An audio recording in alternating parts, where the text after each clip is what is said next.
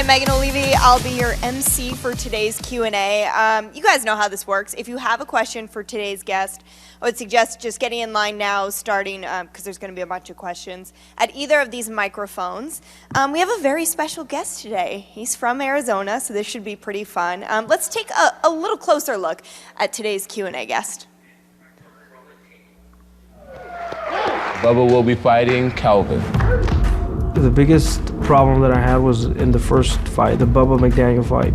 You know, he's John Jones' training partner. We called out Kelvin because we thought he was the weakest link and the smartest decision for the team. He was one of the favorites to win it. He had almost 30 fights, you know, shoot, I had barely 5. So I had to battle a lot of psychological demons for that specific fight. There you go. Excellent. Don't sacrifice position.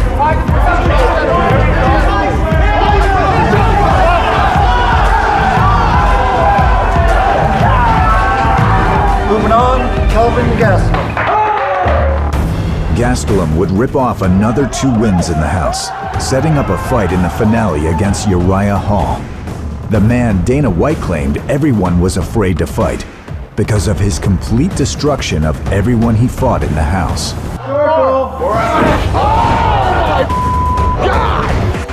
It didn't bother me none because he deserved all the hype. He was doing all kinds of crazy stuff. That's it. Everybody thought he was going to win, but obviously I believed that I was going to win. 3 rounds to determine our ultimate fighter winner. You ready to fight? Ready. Start. Nobody actually put the pressure that I put on him during the whole season. He just rocks. Uriah Hall backed him up. And Gastelum continues to pound away. Now goes in and secures the takedown. And it's Kelvin in on a deep double and finish here. I knew that if I implemented that style, I would probably win. You are the ultimate fighter. You win the 6-figure contract with the UFC. Congrats, brother.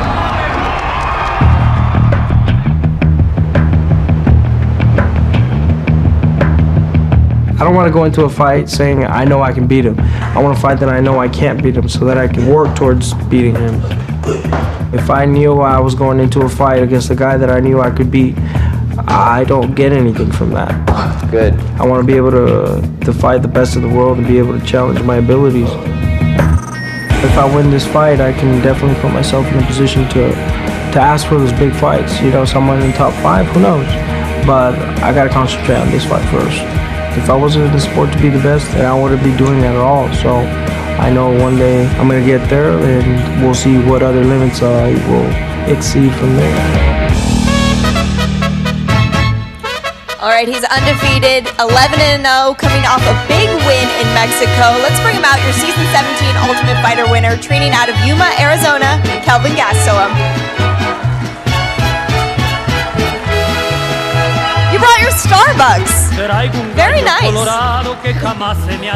We might have Bert come out here and yell at us if we talk Fighter's worst enemy right there. Yeah, that's a true story. I like how you brought your caffeine here. Thank you. My coffee. Yeah, your coffee. We were just talking about accents. If you have questions for Kelvin, line on up at the microphones. Oh, all right. We have one already, so we'll start with you. Yes, sir. Gotta change it.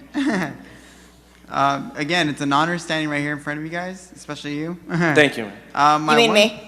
I know. Yeah, something like that. Just kidding.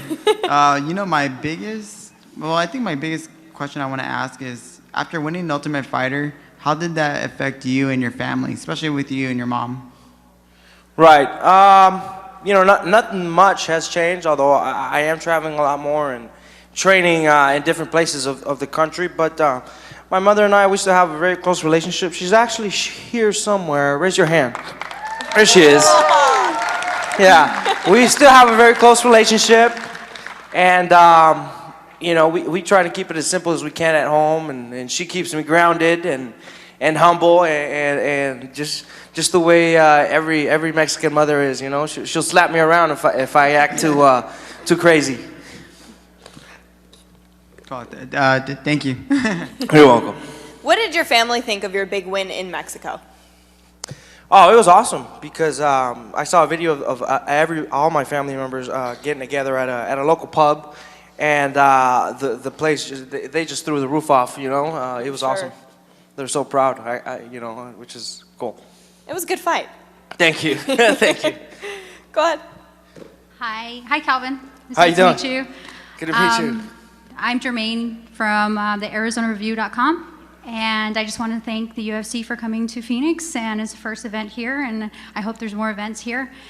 And my question for you, I wanted to ask something out of the box. Sure. I'm sure you get a whole bunch of questions about Sure. fight stuff, so I wanted to know what kind of beer you like. Kind of beer? Yeah.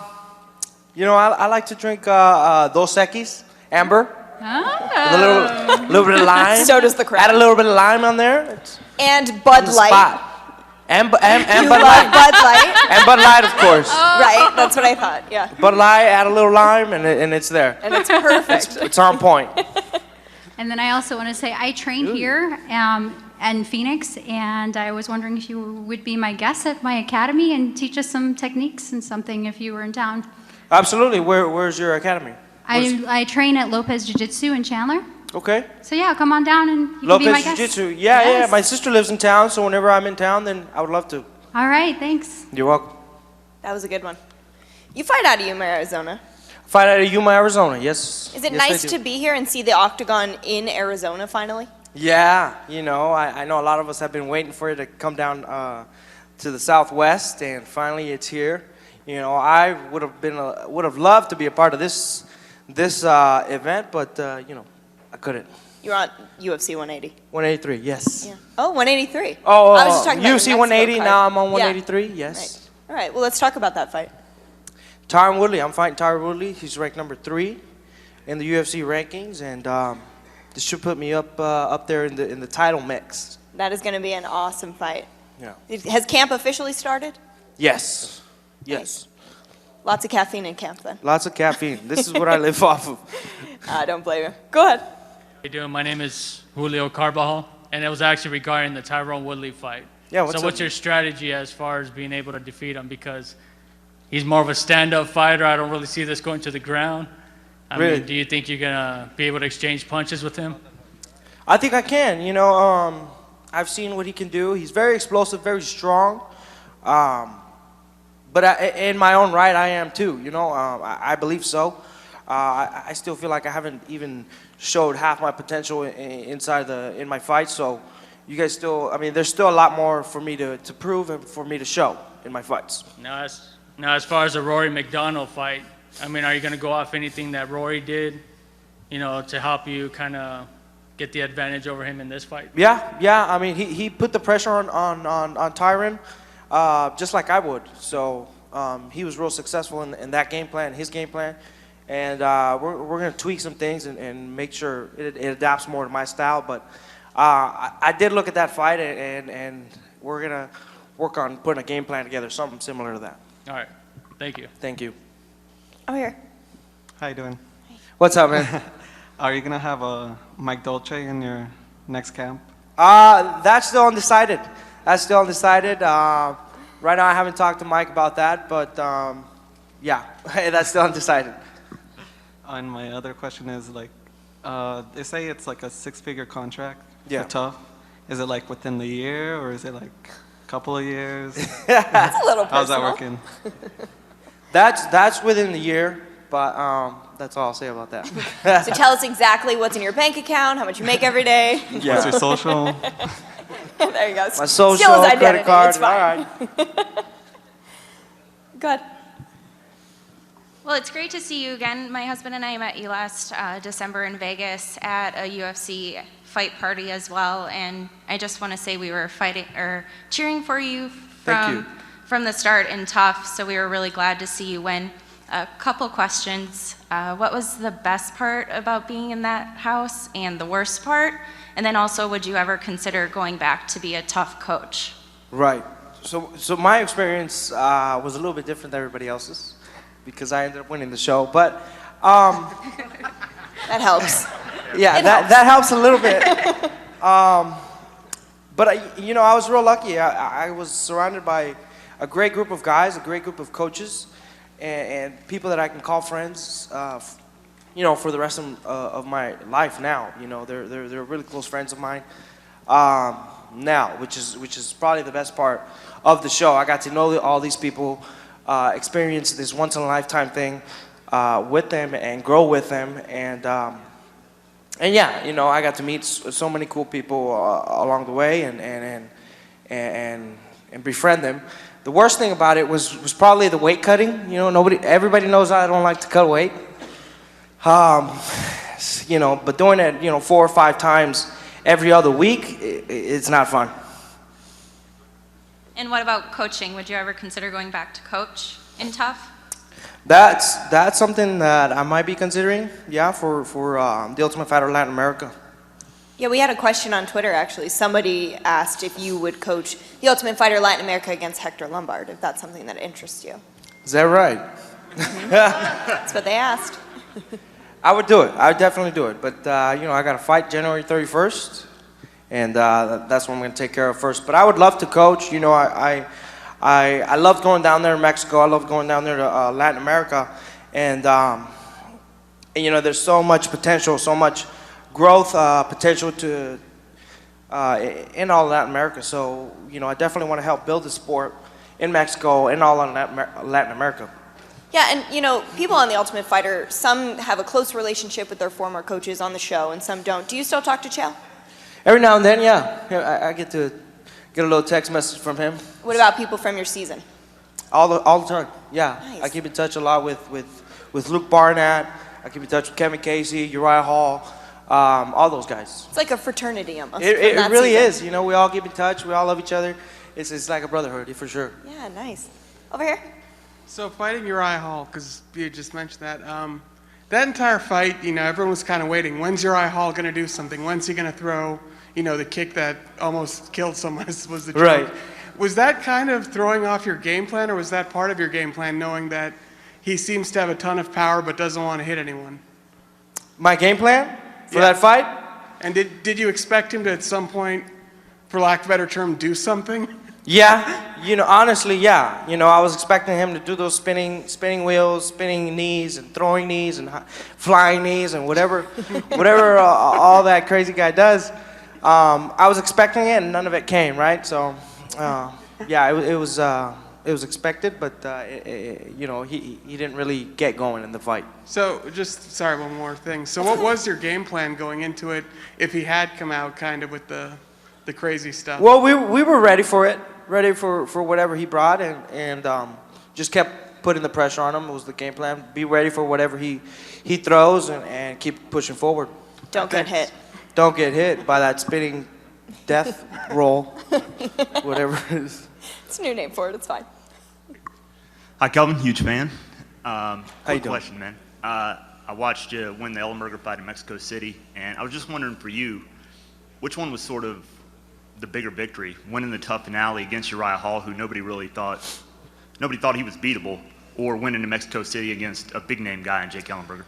The win that was bigger for me was probably the Ultimate Fighter finale, because you know, I didn't really know if I was gonna win. A lot of people definitely didn't think I was gonna win, and you know, it was my first fight in the UFC. It was just a lot more special, a lot more pressure put onto it. It was just for me. It was personally. It was a lot more bigger for me. Cool. Thanks, man. Big fan. We'll go over here. Hi, Kelvin. How you doing? Where? I'm okay. Doing good. How are I'm you? Penny from MMA Fight Radio. We air Hello. on NBC Sports Radio right here in Phoenix. We've interviewed you before. Love you, man. Okay. Thank you. But I wanted to know, do you see yourself as known as being the underdog? Do you enjoy being an underdog, or do you have plans for 2015 to turn that around? Right. So, I mean, most of my career I've been the underdog, and you know, I've kind of just embraced that role already, you know, and I kind of enjoy it, honestly. You know, I like proving people wrong. I like those challenges. I like those pressures. It's really when I shine, honestly. I like it. I like it a lot. Great. Looking forward to your fight. Thank you. Thank you. Kelvin, huge fan. Congratulations on all your success. Thank you very Nothing much. but the best. I appreciate it. I've had the privilege of working and training with Chance in Shipley. Okay. So just Very want nice. to put that out there. Some of my coaches, yeah. Yeah. 2 questions for you. How much longer do you think till you're ready for a title? someone once told me, you don't go when you're ready. You go when it's your turn. So if they offered it to me tomorrow, then I would do it. But honestly, I don't know. I feel like I have to win some more fights to be able to prove to everybody and to myself, I don't know if I'm ready until I actually do it. So, just wait a couple more fights to really know for sure that, like, okay, now I beat all these guys. I beat all these top guys. Maybe I am ready for a title shot. Good luck on that. Thank you. Around the holiday season, how hard is it to stay away from the menudo and the tamales? Ooh. Good question. Yeah. Thanks a lot. Thank you. You got so serious about that. You're like, oh, I'm not going to be able to eat them. Yeah, that brings sadness to my heart. It really does. I don't blame you. Let's go back to that title question really quickly. What did you think about the fight between Johny Hendricks and Robbie Lawler? It was, I don't know. It was an interesting fight, to say the least. I thought it was a weird fight. I mean, I don't know if one of them was hurt or both of them were hurt. I kind of feel like they were both being very. I haven't rewatched the fight. I was there. I just kind of feel like they were both being very conservative in the second, third round, fourth. And Johny was just going for those takedowns and just trying to win the rounds, not trying to win the fight, just trying to win the rounds. But it was a weird fight, honestly. I don't really know what to say about it other than that. Were you able to take some things away from that fight? So if you do fight one of them in the near future, you can kind of have that in your back pocket? Yeah, I always look and observe and see what they do and see the holes that they have in their game and kind of just keep that in the back of my mind, yeah. Nice. Before we get to the next question, I just want to remind you, tickets are still on sale, so if you don't have tickets for the fight yet, you can go right over to the US Air Race Center box office and pick those up after the Q&A and weigh-ins. But let's go back over here. So this is another question someone had asked about Mike Dolce, but there's a lot of talk with the Hendricks fight, especially that Hendricks gassed from, cutting a ton of weight. And there's also a lot of controversy about whether what Dolce does is science or kind of a guess. So what do you think about people? I mean, it seems to work for some and not for others. What do how much weight do you cut, and kind of do you think that's an advantage, or do you think that can kill your cardio during fight time? There are pros and cons to it, just like everything. I cut about, I walk like 200, 205 pounds, just like Johny. He has a big frame, and he's kind of thick around the waist, just like I am. So we have a pretty similar weight cut. I think he just waited too long to start eating healthy, like he said, and wasn't following Dolce's plan to the T, which is why he struggled. And Dolce knows what he's doing. I believe he knows what he's doing, and he has a group of guys that are working behind him, dietitians and stuff like that. So I believe he knows what he's doing, for sure. I think it's Johnny's fault because he had to cut so much weight that he wasn't able to perform those last couple rounds. Johny owned that pretty, Johny said that. Pretty yeah, out there. He said it himself. And I've been in that same situation, and I know exactly what he's talking about. Again, I want to thank you guys for coming out to Phoenix. It's been way too long. I think last WEC event was here, and you had the Showtime kick. Not sure you're going to top it, but I'm sure Dos Santos will find a way. We love being here. Phoenix is awesome. Phoenix really is good awesome. food. Good job, guys. Hey, what's up, Kelvin? What's I up? got a two-part question for you. I don't know how much you follow the Joe Rogan Experience, but recently he had a controversial topic with Brandon Schaub, basically telling him he should think about retiring. Did you happen to catch any of that or hear anything on social media? I heard a little bit, was reading kind of the headlines people were making of the show. Joe Rogan has a point. It's cool that he was being upfront with Brandon Schaub. He's a friend of his. He cares for him. And brain damage is a real thing. So. Right, and that's what I was going to say. It did seem like he kind of put him out there, but at the same time, you could tell he was kind of going about it as a friend and that he actually cared about him. Yeah. And is that something that you think about as well? I mean, if you would happen to be in his situation, do you think that's something to consider? Oh, absolutely. I mean, I don't even know what I did last week, so I'm definitely scared of it. You know, I forget where I put things. You know, I don't know if that's too much damage to the head or I'm just an idiot, but you should try some of On Its Alpha Brain. That'll probably help you out. Yeah. Thanks, buddy. You're welcome. I've been following your career since Rage in the Cage and RFU MMA. So Okay. you know, when I saw you on Nice. Tough, I was like excited. My question is I want your honest opinion about CM Punk in the UFC. Shoot. Just remember, this is streaming, Kelvin. We don't know who's watching. Listen. No, I'm just kidding. I don't know what to think about it. Honestly, you know, we'll see. We'll see what kind of, you know, how committed he is. You know, we're gonna see how committed he is. If he's for real, then he's in at 100%. If he believes in himself, if he truly believes in himself, then I believe he'll be successful. But if not, and this is a joke, and he's doing it just for the money, then he's gonna get smashed pretty easily. Thank you very much. Yeah. I had the opportunity to interview CM Punk. He seems like a really nice guy who knows that he's got a great opportunity, and I don't think that he wants to waste it. You know, whether or not everyone out there agrees with the opportunity he's given, I think he knows that it's special for him, Yeah. and he's going to try and work hard. But he's really nice. And his wife is awesome. Seems like a smart guy, Yeah. very nice guy. I've seen a couple of his interviews, and you know, I hope he does well. But let's be honest, you're all going to watch the pay-per-view that he's on, Yeah. right? Yeah. Good. What are you gonna ask Santa for Christmas? Santa. Well, oh, Kelvin. You're asking me or Megan? Both of you guys. Just kidding. Megan recently got engaged, so congratulations Thank to you. her. Thanks. Yeah. That's what I wanted for Christmas. So, it came early. But shoes, in case you were wondering. Shoes. You know, I don't need anything. I'm good with just hanging out with my family and my friends at home. I want to ask you something unrelated to Christmas and Santa. Yes. I was reading a little bit about you, and I didn't know that you're a bail bondsman? Bail bondsman? Yeah. Yeah. I can't even say the word. Bail bondsman. Bail bondsman. Yes. There we go. Please tell me a little more about that, because that's, you know. Bail bonds. Who knows what a bail bondsman is? We got them all over here in town. All over here downtown. I used to work downtown, actually. Bail bondsman, we get people out of jail under surety bonds, right?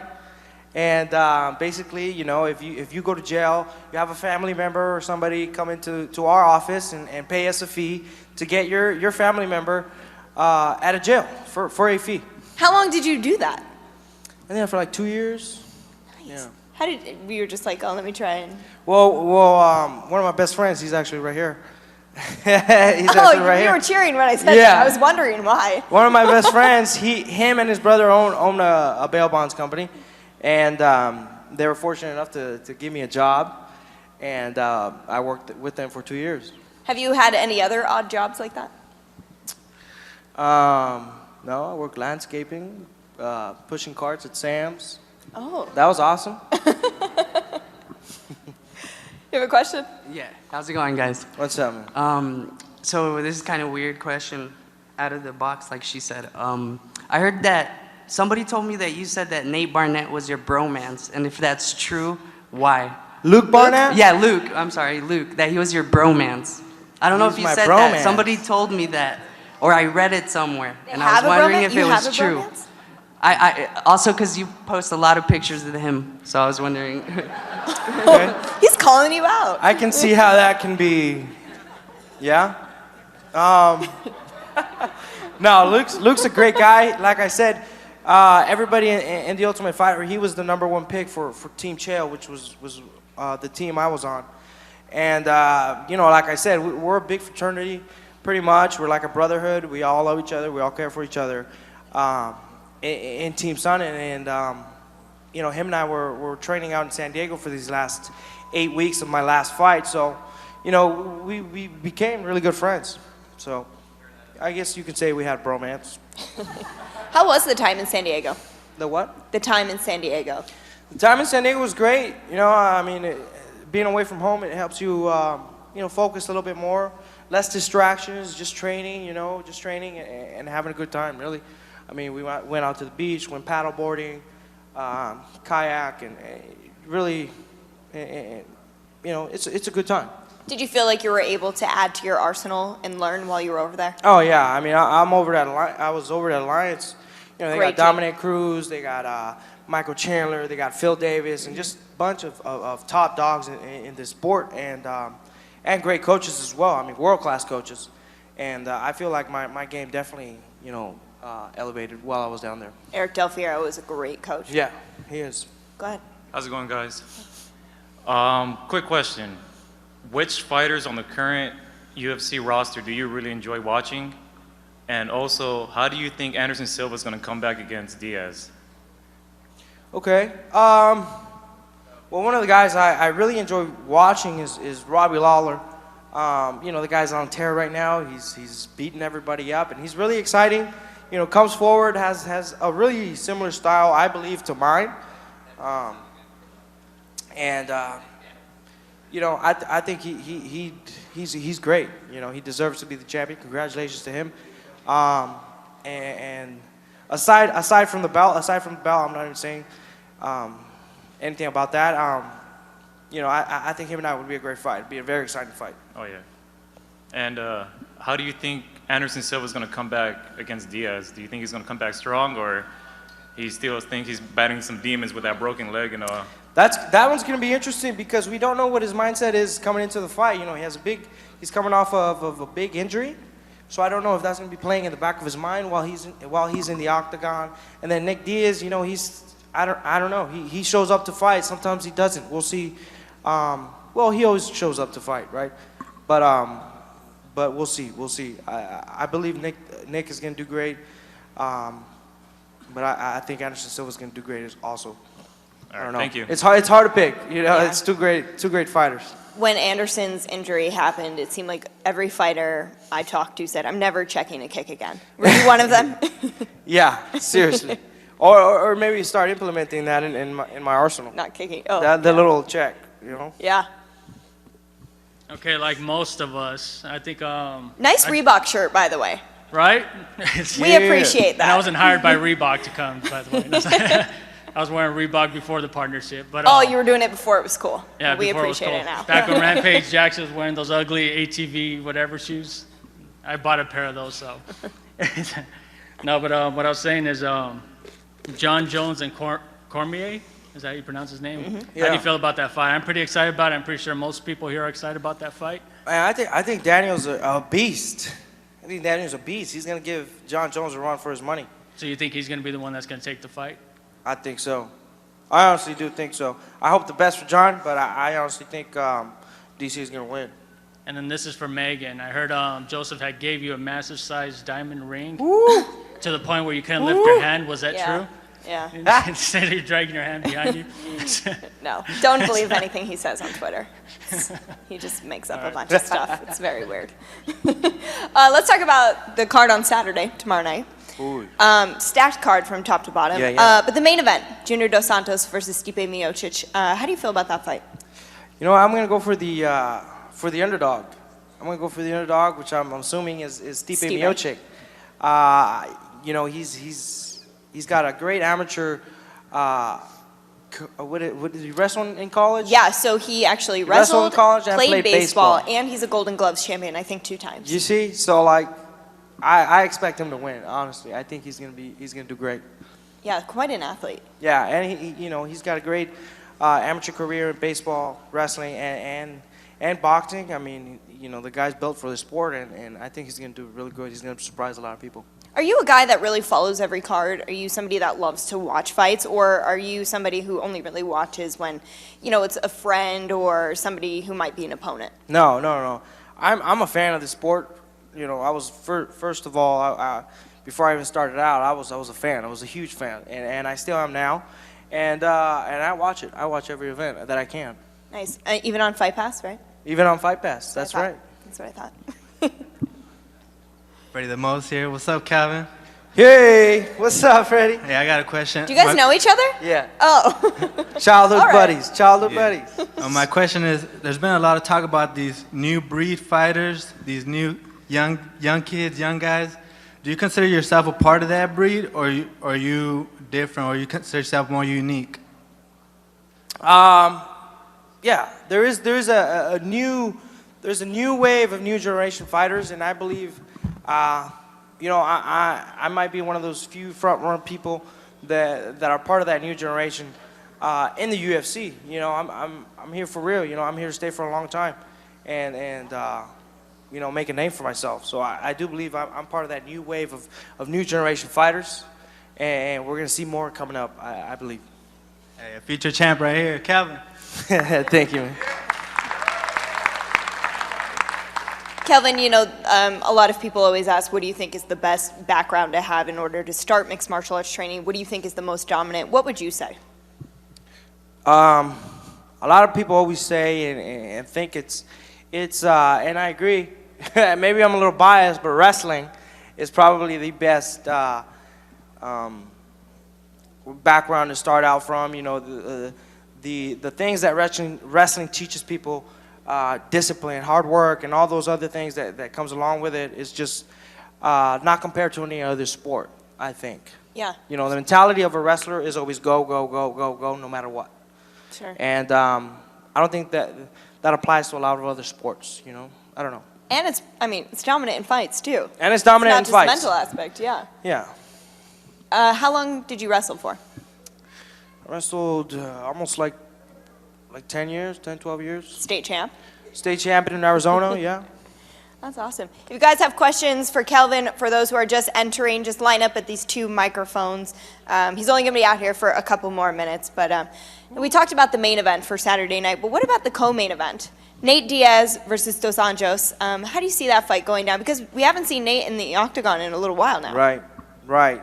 So Nate and Dos Anjos is on the tear right now. Yeah. He's proclaiming himself the #1 contender, and he's looking like a monster. And but Nate Diaz always comes to fight, just like his brother.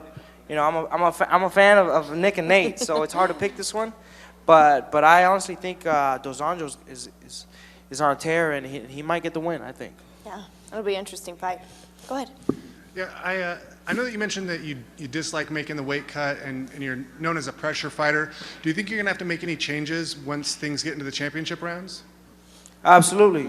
The way I eat and the way, just my eating habits got to change. That's it. Will your game plan stay the same, or will that change? Will you be able to provide that same level of pressure through all 5 rounds? Yeah, I think so. That's the plan. We're not really considering 5 rounds yet, but I think that's that style is my style, and that's the way I've always fought, and that's the way I'm always gonna fight. Okay, thanks. Yeah. With the change in your eating, is that something you want to implement for the fight at 183? Yeah, I mean, coming up, the holidays are coming up, so I definitely got to make some changes, in the way that I eat and the way that my eating habits are. So I'm definitely going to be scared to when the holidays come around, which is soon. So you'll just have carrots and celery instead of like Christmas dinner. I can't promise you that. Go ahead. Hey, Kelvin, looking back, what was the hugest obstacle to you to becoming a UFC fighter? The biggest obstacle? Just getting to the big time, I guess. Having my first big UFC fight, which was the finale. I didn't think I was gonna be able to get there so soon, and to be able to handle all those challenges, all those pressures. That was just it. There comes a lot of pressure with it, a lot of challenges, a lot of mental challenges. Really, can you do this? Can I not? I don't know. Those type of challenges. Whether you believe in yourself or not. Those kind of questions come up in your head. Go ahead. I had a question. So Tough used to be more like a reality show with lots of like fighting in the house, getting drunk, and crazy behavior and pranks and everything like that. Did that happen in your case too, and they just cut it out? Because I know they're on a bigger format now, so a lot of it's just strictly fighting and training, and all that other atmosphere seems to either, I don't know if it goes on anymore, or does it get cut out more? No, for my season, everybody was real professional. You know, guys didn't really start drinking or get obnoxious till the last week, the very last week, whenever, you know, when people had been eliminated and stuff like that from the tournament. You know, they started getting a little obnoxious, but that was till the very last.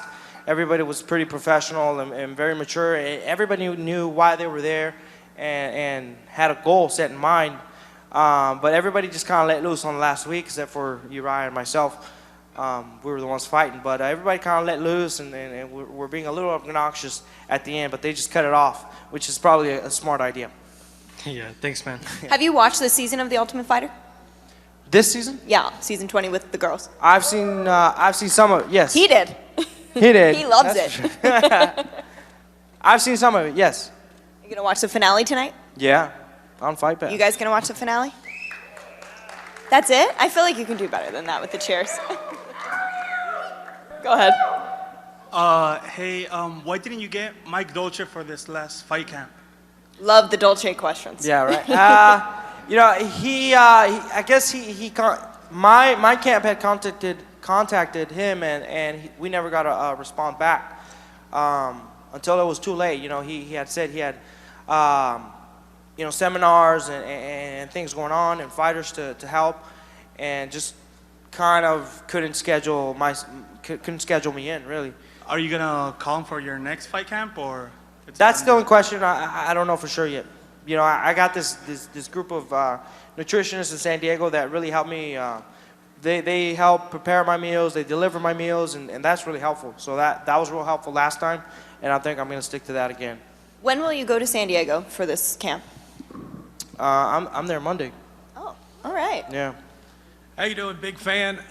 Question for you. What asset do you think you bring to the table besides your wrestling that guys don't give you enough credit for? And B, like say when you was in Mexico City, did you ever wake up one morning and say, holy crap, I'm fighting Jake Ellenberger tomorrow?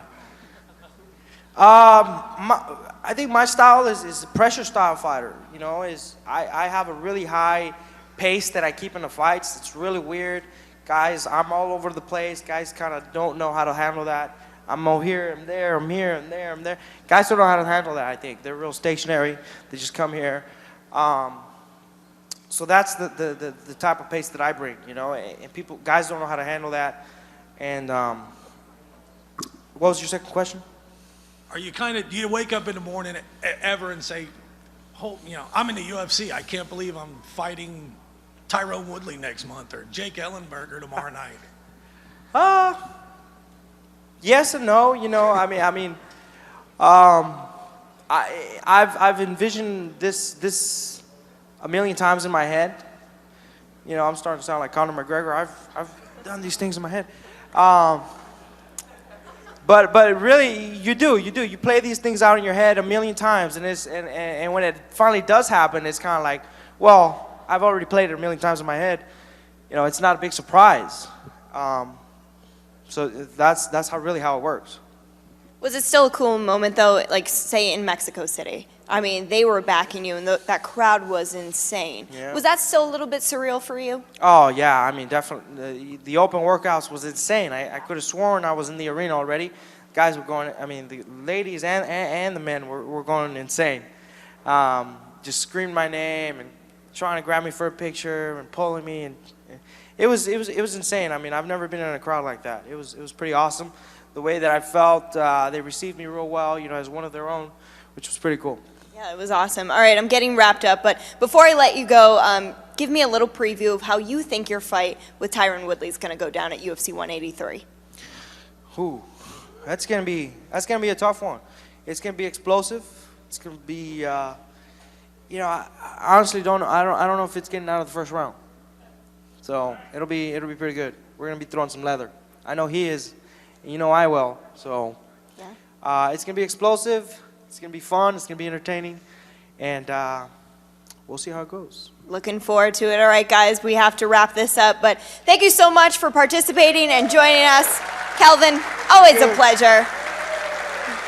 If you do not have your tickets yet, the box office at the U.S. Airway Center right across the street is open, so be sure to go over there and get your tickets after weigh-ins, and fighters will be on that scale very shortly. Thanks, guys. All right, guys, thank you.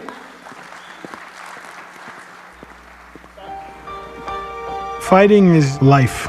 Are you a person who gives up, or are you a person who's going to fight? Ready or not, here I come. You can't hide.